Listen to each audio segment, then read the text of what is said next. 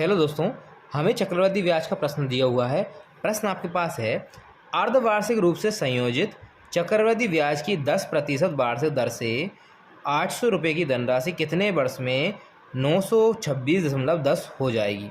तो सबसे पहले आपको क्या करना है, यहाँ अर्धवार्षिक बोला है तो जो दर होती है वो क्या हो जाती है, आधी हो जाती है। तो ये हो जाएगी आपकी 5%, और प्रतिशत तो मतलब होता है बटे में 100। 5 से हमने इसको काट दिया, कितना आ गया 1/20।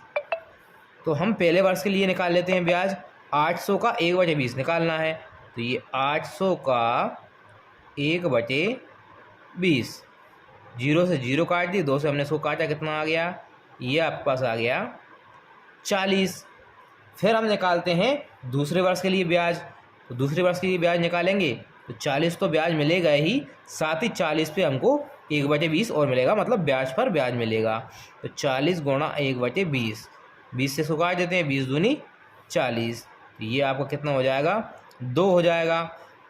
इसके बाद हम देखते हैं तो ये 40 40 80 और 2 82 रुपये हो गए, लेकिन यहाँ पे कितना है आपका 126.10।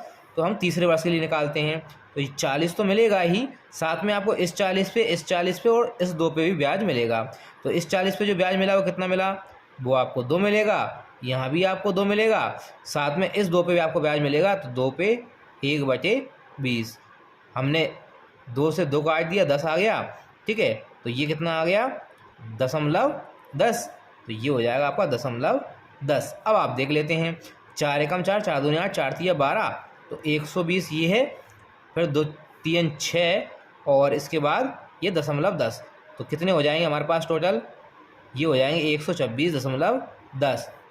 तो ये कितने साल में मिल जाएगा आपको, 3 वर्ष में इतना आपके पास धन हो जाएगा। यहाँ पे आपका ब्याज है 926.10, इसमें से आप 800 माइनस करेंगे तो आपको मिलेगा 126.10, जो कि हमारा 3 वर्ष में आया है। तो 3 वर्ष आपका क्या है, आंसर है।